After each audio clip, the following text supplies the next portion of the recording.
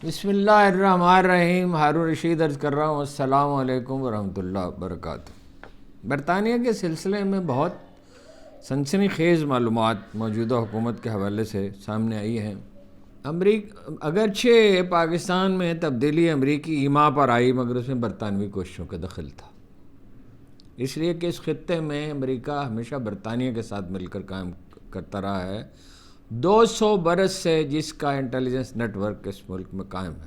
صرف پنجاب میں کچھ مزاحمت کی گئی تھی، رنجیت سنگھ کی حکومت تھی، یا زیادہ ڈٹ کر مزاحمت کی ٹیپو سلطان اور حیدر علی نے، ان کے والد نے۔ وہ کسی غیر ملکی کو داخل ہی نہیں ہونے دیتے تھے سوائے فرانسیسیوں کے، وہ بھی ان کی اجازت سے داخل ہوتے تھے اہتمام کے ساتھ۔ نیٹ ورک تو وہاں بھی ہوگا، لیکن پنجاب کے جاگیرداروں میں یہ نیٹ ورک آج بھی موجود ہے، اور بعض صنعت کاروں میں بھی۔ اور انہوں نے بعد میں اپنی وفاداریاں CIA کے ساتھ بھی وابستہ کر لی۔ امریکی منصوبہ تو بروئے کار آ گیا، اس میں برطانوی سفارت خانے کا عمل دخل زیادہ تھا، لیکن وہ جلد ہی انہیں ادراک ہو گیا کہ یہ تو خسارے کا سودا ہے، چنانچہ وہ اس سے لا تعلق ہو گئے۔ انہوں نے شہباز شریف کی پذیرائی نہیں کی، اور جو بھی اس سے پہلے تھے جو وزیر اعظم، ان کی بھی۔ اور وہ چاہتا تھا، امریکہ نے یہ سوچنا شروع کیا کہ تعلقات کو معمول پر لایا جائے، مگر بھارتی اصرار پر، اتنی بڑی مارکیٹ ہے، اس کے مفادات ہیں انڈیا کے اور برطانیہ کے، وہ اپنا کرتا رہا اس کی حمایت، اور یہاں تک کہ بعض اطلاعات ہیں کہ غیر ملکی سفیروں کو ہموار کرنے کی کوشش کی، تاکہ 26 ستمبر کے واقعات پر بھی برطانوی سفارت خانے نے کوشش کی۔ یہ بعض ذرائع دعویٰ کر رہے ہیں، اور وہ نئی حکومت کی پشت پناہی کرتے رہے۔ برطانیہ عمران خان کی برطرفی کو اپنے مفاد میں سمجھتا تھا، انڈیا کی وجہ سے بنیادی طور پر، اور بھی چیزیں ہوں گی۔ امریکہ نے برطانیہ کو نظر انداز کرنا شروع کر دیا ٹرمپ کے آنے کے بعد۔ یوکرین کے ساتھ جو معاملہ کیا، برطانیہ سے مشورہ ہی نہیں کیا، حالانکہ برطانیہ ان ملکوں میں شامل تھا جو یوکرین کی مدد، فوجی مدد، مالی مدد، ہر طرح کی اسلحی مدد، سفارتی مدد کرنے کے لیے بےتاب تھے۔ اپنے لیے تو امریکہ مانگ رہا ہے $500 بلین کی معدنیات ان سے، لیکن برطانیہ کا کوئی ذکر نہیں ہے، اس کا روپیہ خرچ ہوا ہے، اس کی کوئی بات نہیں کر رہا۔ قرائن کے مطابق برطانیہ یہ چاہتا ہے کہ پاکستان، چاہتا تو امریکہ بھی کہ بالکل سرنڈر کر دے انڈیا کے سامنے، سکم اور بھوٹان بن جائے، اور یہ رویہ اس کا شروع سے رہا ہے۔ وہ بھارتی دہشت گردی پہ خاموشی کی طرف میں اشارہ نہیں کر رہا۔ گرداسپور کی تحصیل کیوں دی گئی تھی، کچھ اور علاقے کیوں دیے گئے تھے کشمیر پہ، تاکہ بھارت کا قبضہ رہے۔ وہ سمجھتے بڑا ملک ہے، ہمارے کام آئے گا، اس کی مارکیٹ ہوگی، اور ظاہر ہے اور بھی بہت سے مقاصد کے لیے اسے استعمال کیا جا سکتا ہے۔ IMF کے بارے میں بھی یہ معلومات ملی ہیں کہ وہ اسی نے تجویز کیا کہ عدالتی نظام میں مداخلت کرنی چاہیے۔ موجودہ برطانوی حکومت کا امریکہ پہ کوئی اثر نہیں ہے، اور وہ الگ اپنی پالیسیاں بنا رہے ہیں۔ اگر امریکہ موجودہ حکومت پر سے آکسیجن ٹینٹ ہٹا لے تو یہ برقرار نہیں رہ سکتی، اور رویہ تو ان کا واضح ہے۔ آپ وہ دیکھتے رہتے جو ولسن کے ٹویٹس، اور مارکو روبیو سے ملاقات کی وزیر خارجہ سے، ظلم خلیل زاد کے ٹویٹ بھی آپ دیکھتے رہتے ہیں۔ کانگریس نے ریزولوشن بھی کیا، اور کانگریس مین بھی آواز اس پہ اٹھاتے رہتے ہیں، امریکی میڈیا بھی اس پہ آواز اٹھاتا ہے۔ وزیر خارجہ بڑے پیارے ان کے نواز شریف کے، اسحاق ڈاٹ ڈپٹی وزیر اعظم، ان کے سمدھی وزیر خارجہ امریکہ تشریف لے گئے، کسی نے ان کی بات نہیں سنی، کسی سرکاری شخصیت سے ان کا رابطہ نہیں ہوا۔ برطانیہ الگ سے اپنا کھیل کھیل رہا ہے پہلی دفعہ، اور امریکہ نے پہلی دفعہ برطانیہ کو اس بری طرح نظر انداز کیا ہے۔ مگر میرا خیال ہے کہ پاکستان کے حالات پہ برطانیہ زیادہ اثر انداز نہیں ہو سکتا۔ بہرحال آئندہ ایام میں پھر گہری نظر رکھنا ضروری ہے کہ حالات کیا رخ اختیار کرتے ہیں۔ تحریک انصاف کے 7 رکنی بھون کی چیف جسٹس سے ملاقات ہو گئی. انہوں نے عمران خان کے مقدمات، فوجی عدالتوں میں شہریوں کے مقدمات کی سماعت اور لاپتہ افراد کے بارے میں گفتگو کی. ملاقات کے بعد قومی اسمبلی میں پارلیمانی پارٹی کے سربراہ عمر ایوب نے بتایا کہ چیف جسٹس سے ہم نے کہا کہ عمران خان کے حوالے سے جیل مینول کی دھجیاں اڑائی جا رہی ہیں. انہوں نے کہا کہ وکلاء سے ہمارے وکلاء کو دھمکیاں دی جاتی ہیں.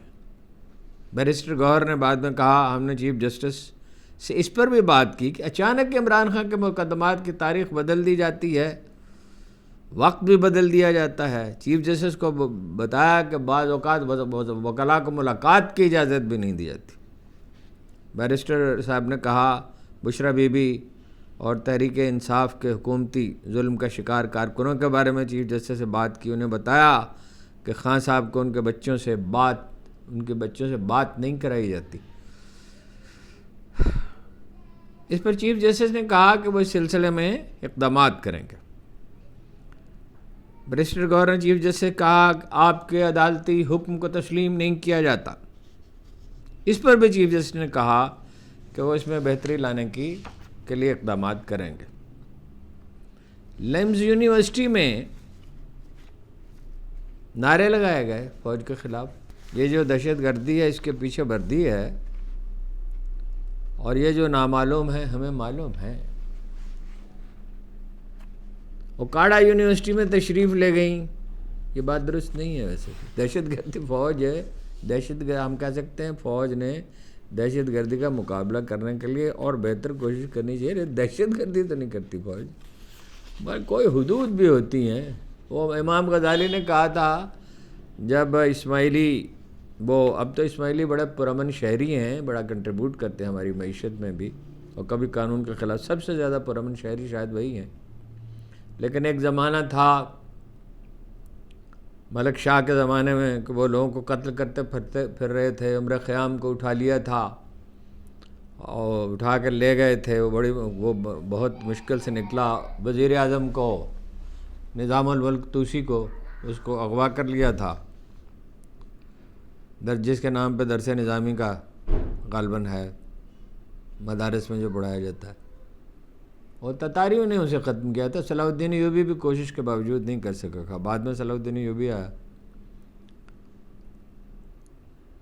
اس پہ غزالی نے لکھا، ملک شاہ نے جب اسے کہا کہ آپ اس پر کتاب لکھیں، باقی باتیں تو ماننے سے انہوں نے انکار کر دیا. انہوں نے وہ مدرسہ نظامیہ جو ہے اس کی سربراہی قبول کرنے سے انکار کر دیا. کہا اس کے لیے یہاں دربار میں آنا پڑے گا.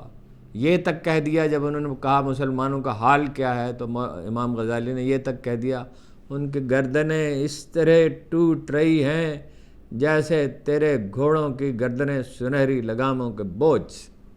اور یہ بھی کہا کہ میں یہاں آ جاتا ہوں تو دربار میں حاضری دینی ہوگی تو جو میں نہیں کر سکتا. اور یہ بھی کہا کہ تو اس کے غریب بچوں کو کون پڑھائے گا اگر میں یہاں گیا.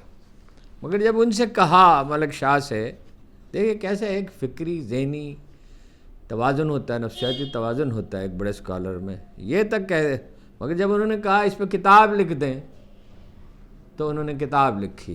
جو فتنہ اس وقت برپا تھا، اکابر کو قتل کیا جا رہا تھا، حکومتی شخصیات کو ایک دہشت پھیلی ہوئی تھی، بھتہ وصول کرتے تھے وہ. تو انہوں نے اس پر فوراً ہی آمادگی ظاہر کر دی اور ایک کتاب لکھی. اور کہا جاتا ہے کہ اس کتاب کا اگر کوئی پہلا حصہ پڑھے تو شاید وہ اسماعیلیوں کے حق میں ہو جائے. ان کا پورا موقف جتنی صحت اور خوبصورتی کے ساتھ وہ بیان کر سکتے تھے اس سے زیادہ خوبصورتی اور جامعیت کے ساتھ، فصاحت کے ساتھ بیان کیا. لیکن پھر اس کا رد کیا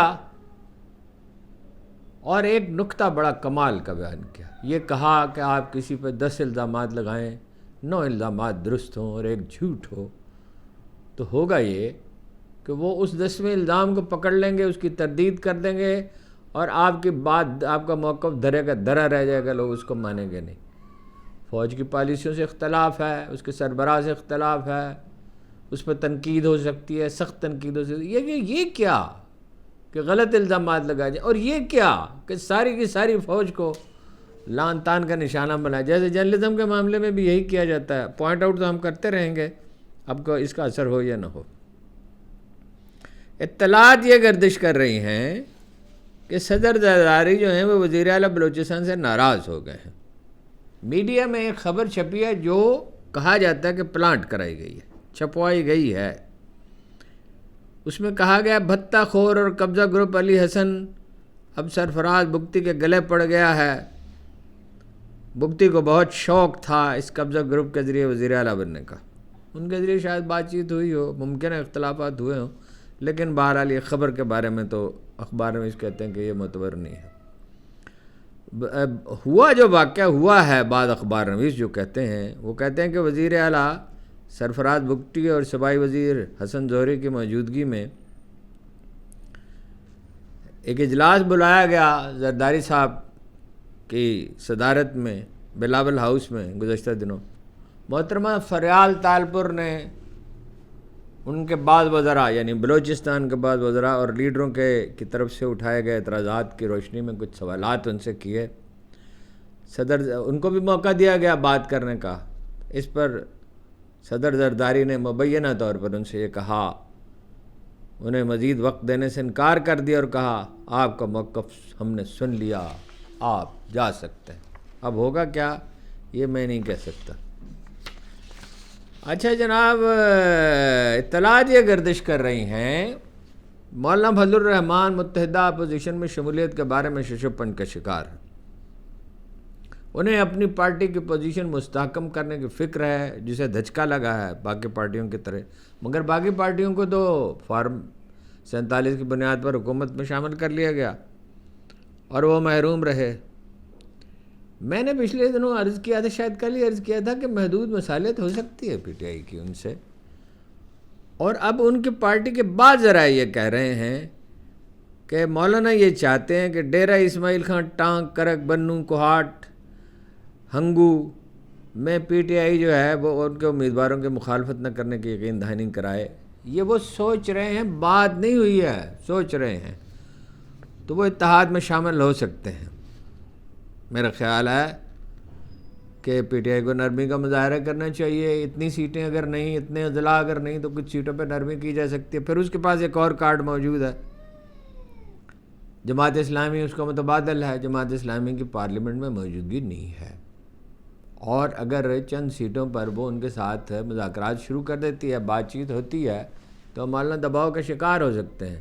لیکن بات اگر کی جائے تو خلوص سے ہمیشہ کرنی چاہیے. اگر بالکل مایوسی ہو جائے مولانا سے، فرض کیجئے یہ ساری اطلاعات اسی طرح ہیں، تو پھر جماعت اسلامی سے بات کرے تو سنسیئرلی کریں، اور جماعت اسلامی بھی سنسیئرلی کرے. خرابی اس وقت پیدا ہوتی ہے جب حربے استعمال کیے جاتے ہیں، جب چکمے دیے جاتے ہیں، جب بات کو دل میں کچھ ہوتا ہے، زبان پہ کچھ ہوتا ہے، اس وقت نتائج خراب. بہرحال پی ٹی آئی کی جد و جہد یہی ہونی چاہیے کہ متحدہ اپوزیشن کے پلیٹ فارم سے فیصلے کیے جائیں، اور مولانا کو بھی یہی سازگار ہے کہ اس اپوزیشن کا حصہ بنے. ورنہ اگر ان کی مصالحت نہیں ہوتی اور تو پی ٹی آئی اس وقت اس پوزیشن میں اگر کوئی الیکشن ہوتے ہیں، الا یہ کہ وہی فارم 47 کو دہرایا جائے. اور یہ کہا تو جا رہا ہے، مگر میری سمجھ میں نہیں آتا اگر فارم 47 والے الیکشن کریں تو پھر ضرورت کیا پڑی الیکشن کرنے. اتنا سرمایہ، یہ سوال میں پھر دہراتا ہوں. وزیر خارجہ صاحب اسحاق ڈار صاحب گئے، جو ڈپٹی وزیر اعظم بھی ہیں، کسی سرکاری شخصیت سے اگر ان کی ملاقات نہیں ہوئی تو اس کا فائدہ کیا ہوا؟ یہ تو پہلے سے ظاہر تھا کہ وہاں وہ جعلی اور جھوٹی حکومت کی سرپرستی نہیں کرنا چاہتے، اس کے ساتھ رابطہ کے روادار نہیں. یہ تو واضح ہو گیا، اور بھی واضح ہو گیا. یہ کیسی سفارتکاری ہے؟ اپنا وقت، اپنا سرمایہ، اپنی توانائی سب ضائع کی، نتیجے میں سرد مہری اور افواہوں کے سوا کچھ ہاتھ نہ آیا. نکلنا خلد سے آدم کا سنتے آئے تھے، لیکن بہت بے آبرو ہو کر تیرے کوچے سے ہم نکلے. محترمہ مریم نواز گئی ہیں اوکاڑا یونیورسٹی میں. پی ٹی آئی کے ذرائع یہ دعویٰ کر رہے ہیں، ایک طالب علم کا انٹرویو بھی ایک پروگرام میں شروع ہوا کہ طالب علم وہاں تھے ہی نہیں، جن سے ملنے کے لیے گئے وہ موجود ہی نہیں تھے، دوسرے لوگ لا کر بٹھائے گئے. تقریر تو خیر وہ اس کے باوجود انہوں نے پورے اعتماد سے کی. اعتماد ان کا مجروح نہیں ہوتا. دل پھر طواف کوئے ملامت کو جائے ہے، پندار کا صنم کدہ ویراں کیے ہوئے. کچھ حاصل نہیں ہوگا ان تقریروں سے، ان دعووں سے، ان بیانات سے، اخبارات میں، چینلز میں، ان بڑے بڑے اشتہارات سے. خلق خدا انہیں مسترد کر چکی، اب ان سے کوئی واسطہ نہیں رکھنا چاہتی. ہمیشہ کے لیے نون لیگ کو اہل پنجاب نے، اور پختونخوا کی تو باتیں کیا، خیر بات کہہ دیا. تم کون اور ہم کون، اور آپ سے ہمیں کیا مطلب، آپ سے کیا لینا دینا. سایہ ابر گریزاں سے مجھے کیا لینا، ریگ زاروں میں بگولوں کے سوا کچھ نہیں. بہت وقت دیا، بہت مہلت دی، اور آپ آخری بار تو کمال مہلت ملی ہے، بالکل ایک جعلی حکومت بنا دی ہے. مگر یہ کہ ان سے کون امید رکھے، ہمیں ان سے ہے وفا کی امید جو نہیں جانتے وفا کیا ہے. شیر افضل مروت کے بارے میں عرض کیا تھا کہ وہ خود بھی ذہنی طور پر پارٹی سے الگ ہونے کے لیے تیار ہیں. اب اس کے شواہد سامنے آ رہے ہیں. وہ پی ٹی آئی کے سخت مخالف ٹی وی اینکرز کے پروگراموں میں پابندی سے شریک ہوتے ہیں. ایک خاتون اینکر کے پروگرام میں انہوں نے الزام لگایا کہ کچھ سابق جنرلوں کے اداکاروں کے ساتھ سکینڈل کے جواب میں عدت کیس کا آغاز ہوا تھا. اور میڈیا سیل میں ایسے لوگ شامل ہیں جنہیں یہ ذمہ داری سونپی گئی، یعنی دوسروں نے شامل کیے کہ وہ سبٹاج کریں پارٹی کو. شہباز گل پر انہوں نے ایک عجیب الزام لگایا کہ انہوں نے 2 ٹیلی فون چوری کر کے سابق ISI چیف جنرل فیض حمید کے ایما پر عمران خان کے 2 موبائل چوری کر کے فیض حمید کو دیے. اب اس میں 2-3 سوالات. پہلی بات تو یہ ہے کہ جنرل فیض حمید کیوں چوری کرواتے ہیں ان کا موبائل؟ وہ خواجہ آصف کہتے ہیں وہ انہیں چیف آف آرمی اسٹاف بنانا چاہتے تھے، باقی لیڈر بھی یہی کہتے ہیں. وہ کیوں چوری کرواتے؟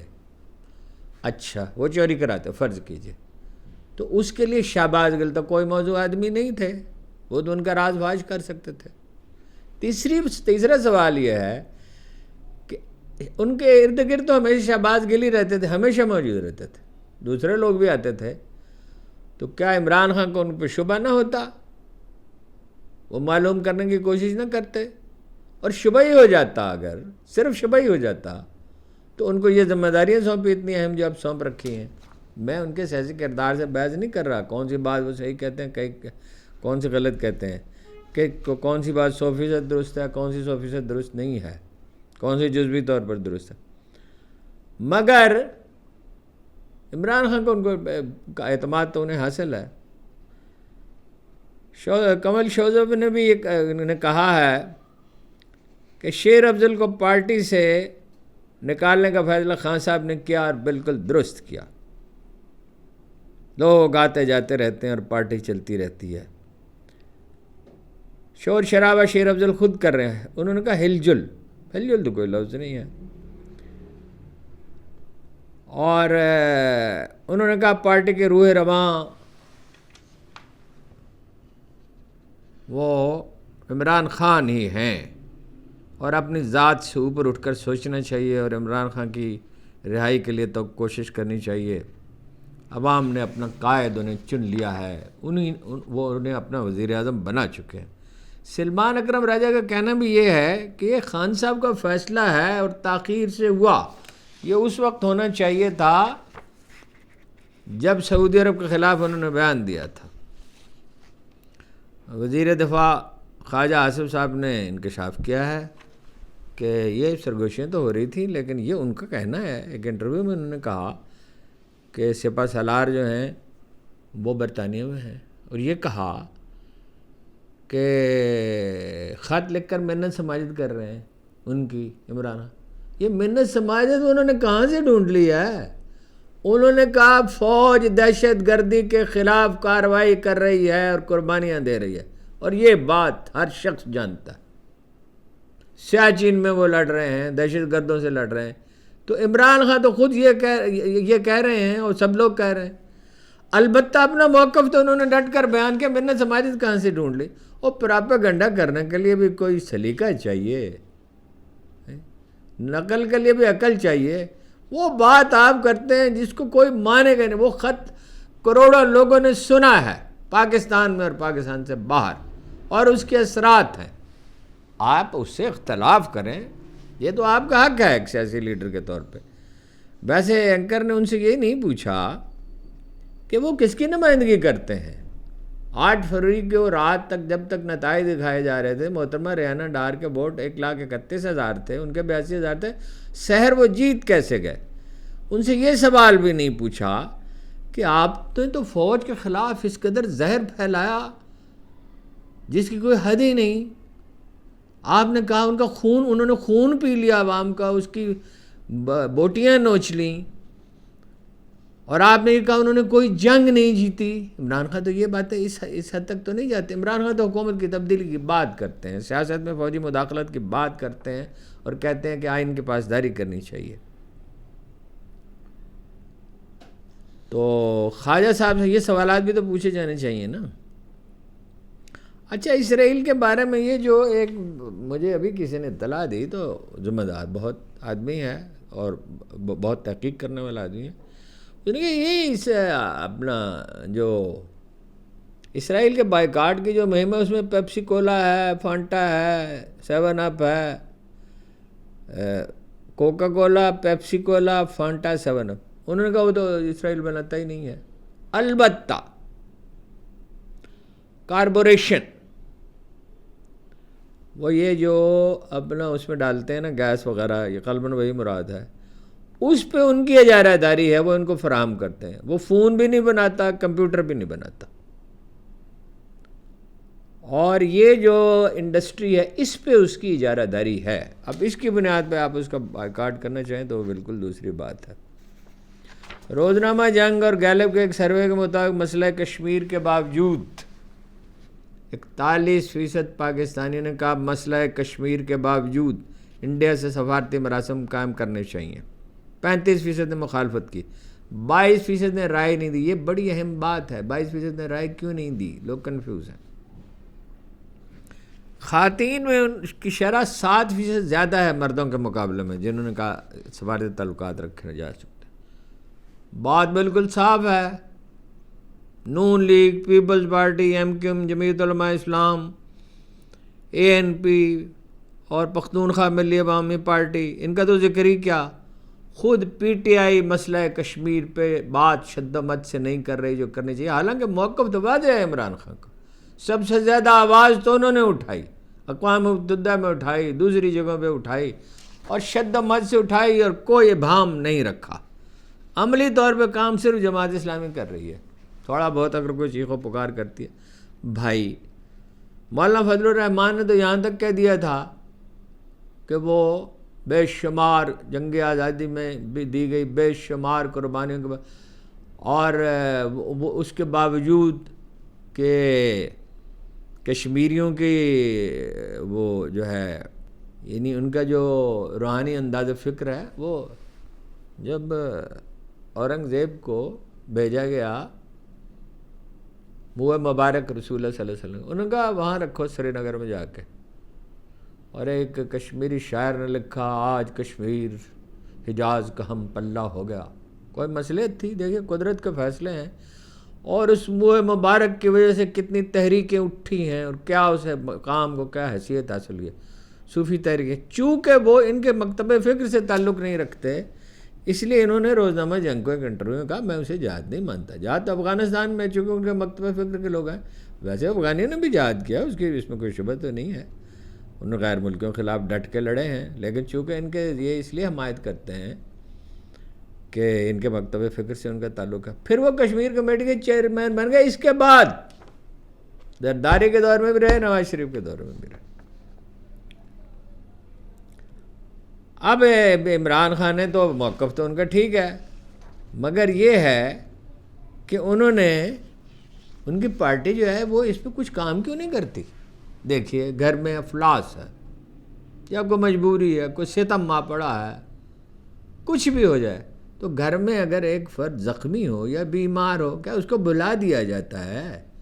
سیمینار تو کرنا ہے. اس پہ ان کی اخلاق کی پوزیشن بھی بہتر ہوگی، ان کا موقف بھی واضح ہوگا، پاکستان کی آواز بھی گونجے گی. عمران خان کو بھی اس سلسلے میں بات کرنی چاہیے، دوسرے لوگوں کو بھی بات کرنی چاہیے.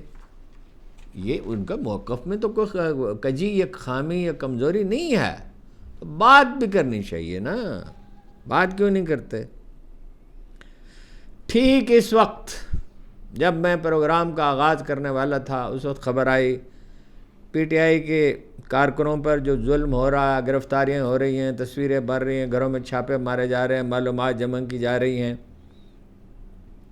اس کے بارے میں صنم جاوید کے ساتھ عالیہ حمزہ جو بہت متحرک ہیں، کارکنوں سے ملاقاتیں کرتے ہیں، وہ لاہور پریس کلب میں موجود ہیں، اور ظاہر ہے اخبار میں اس وقت بات کرنے والی ہیں۔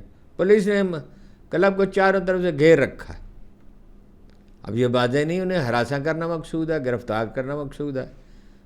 قیدیوں کو لے جانے والی وینس تو وہاں پہنچ گئی ہیں، اور اب تک تو جتنے بھی کوشش کی گئی ہے، عالیہ حمزہ اور صنم جاوید نے اپنی جستجو جاری رکھی ہے۔ دلچسپ بات یہ ہے کہ پیکا ایکٹ کے خلاف احتجاج بھی جاری، اخبار نویسوں کا احتجاج بھی جاری ہے، اور اب یہ نہیں کہا جا سکتا کس کو گرفتار کریں گے، کس کو کریں گے، نہیں کریں گے۔ لاہور کی فیروز پور روڈ پر ایک لین پر 11 کروڑ روپے سے سبز رنگ کیا گیا تھا موٹر سائیکل والوں کے لیے۔ اس پر میڈیا نے تعریف کے ڈونگرے برسائے، خاص طور پہ اخبار نویسوں نے۔ ایک صحافی نے کہا کہ زیادہ روپیہ خرچ ہوا ہے، ظاہر ہے کرپشن، تو اس کے خیال میں کرپشن، وہ کئی دن تک بیچارہ غائب رہا۔ کل بارش ہوئی تو رنگ بہہ گیا۔ رنگ اب گودی میڈیا کہتا ہے یہ ٹھیک ہے کہ بہہ گیا، لیکن ٹھیکیدار ذمہ دار ہے، وزیر اعلیٰ کیسے ذمہ دار ہے؟ بھائی نگرانی کرنی ہوتی ہے، حکومت کی ذمہ داری ہوتی ہے۔ ریلوے کا حادثہ ہوتا ہے، خوشبو اڑی تو پھول فقط رنگ رہ گیا، یہاں رنگ بھی نہیں رہا، خوشبو تو خیر اس میں تھی ہی نہیں۔ استاد احسان دانش نے کہا تھا کل دھوپ کے میلے تھے، کھلونے تھے خریدے، جو موم کا پتلا تھا وہ گھر تک نہیں پہنچا۔ اور ظفر اقبال کا شعر ہے، کاغذ کے پھول سر پہ سجا کے چلی حیات، نکلی برون شہر تو بارش نے آ لیا۔ ایک جعلی حکومت، اس پہ کرپشن، اس پہ اس طرح کے سادہ، اگر احمقانہ نہیں تو سادہ لوہی کے اقدامات، اس پہ یہ اعتماد، کوئی دن کی بات ہے۔ وہ ایک تو ان کا شعر ہے مجید امجد کا، ایک لہر اٹھی اور ڈوب گئے ہونٹوں کے کنول آنکھوں کے دیے، ایک گونجتی آندھی وقت کی بازی جیت گئی، رت بیت گئی۔ اور ایک دوسرا شعر ابھی یاد آ رہا تھا، دور زماں کے ایک تھپڑے کی دیر تھی، تاجو حریرو تخت کے سب سلسلے گئے۔ اور میر صاحب نے کیا کہا تھا، آپ کو سنا چکا ہوں، لیکن یہ شعر ایسا پھر سنانے کو جی چاہتا۔ میں دیکھا کثر فریدوں کے درو پر ایک شخص، ہلکا زن ہو کہ پکارا کوئی یہاں ہے کہ نہیں، نام و نشان نہیں ہوگا ان کا تاریخ میں، اور ذکر ہوگا تو مزاحیہ کرداروں کے طور پہ ہوگا۔ یہ نہیں بچ سکتے، کوئی دنیا کی طاقت انہیں بچا نہیں سکتی۔ قدرت کے قوانین ہیں، اور قدرت کے قوانین کبھی بدلتے نہیں ہیں۔ آپ کا بہت بہت شکریہ۔